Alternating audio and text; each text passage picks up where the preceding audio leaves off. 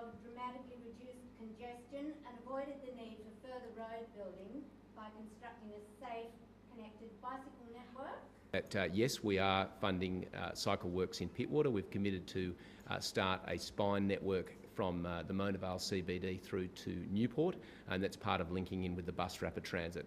Part of the transport interchange to be developed at Mona Vale will include a provision for bike parking for those people coming from outlying areas into Mona Vale to get onto the BRT and get straight into town. So that is something that we are committed to doing.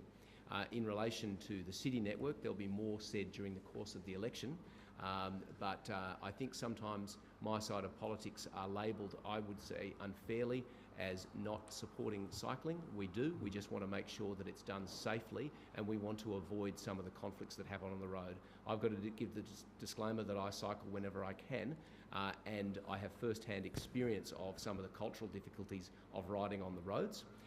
It is dangerous, and we need to deal with that and do something about that. But a lot of that has actually got to do with cultural piece. There's so much infrastructure we can build.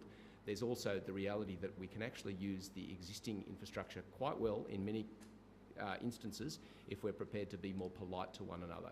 One of my frustrations here was we were, for a long period of time, I got a lot of complaint from people who live in Macars Creek and that area about the condition of the roadway. We had the roadway fixed up at considerable expense, and now the community of Macars Creek is complaining because all the cyclists use it because the road's fixed. The reality is more and more people are using bicycles. We need to figure out how we can share existing infrastructure better. The idea of just building more to separate everybody, that would be ideal, but also there are better ways we can actually get on existing infrastructure as well, if we're prepared to just be patient with each other. Justin.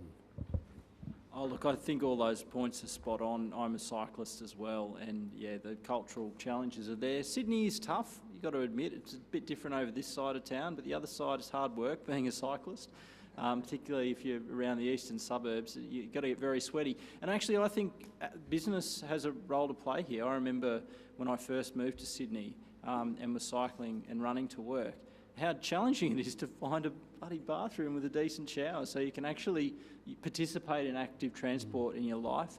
I think some of the big buildings in the city are starting to see the value for their employees by making sure those facilities are there. There's actually a lot of parts to this, and yeah, investment's fundamental, but there's a cultural change that is needed. Yeah. James? Yeah, this is a hot issue for me. I'm standing in North Shore, which covers North Sydney, and so cycling is a huge issue there. I've cycled many times from the city, from North Sydney and parts further north into the city and around there, and it's very difficult, and it's dangerous going through North Sydney, and it's difficult going through the city. I think the decision to take up the College Street Cycleway is a bad decision. I think that should be kept in place, and I think in particular we need something east-west across the CBD to let people get from one spot to another. We also, I know more about the North Sydney area than I do about the Narrabeen area, but that is a place where there's obviously a huge bottleneck at the Harbour Bridge, and if you could make it easier to get onto the Harbour Bridge and easier to get through the North Sydney area into the CBD, that would really open it up. So I do think that the present government could be doing more in terms, and I think there's a real role for dedicated cycleways within the city so that people, everybody has a little bit more respect for cyclists and cyclists feel that they have a safe place to go. But I totally agree with what Rob said, that I think one of the biggest issues for cycling is the cultural attitudes on both sides.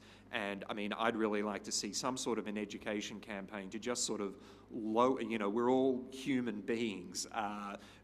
Some of us drive some of the time and some of us ride bikes some of the time, and there's no reason for us to hate each other just because we're using different modes of transportation. And I think the drivers need to realise that they can be a little bit more patient with cyclists and they're still going to get where they're going. But also with cyclists, it makes me angry when I'm riding and I see another cyclist who's running through red lights, running over pedestrians, just generally disobeying the law, because it sends a message to drivers that cyclists, they're not proper participants in the road system, they're not obeying the rules, and they don't deserve to be treated with respect. So I think there's a lot more I think there's more that can be done for infrastructure, and there's more that can be done to enhance mutual respect between drivers, cyclists, and also pedestrians for that matter.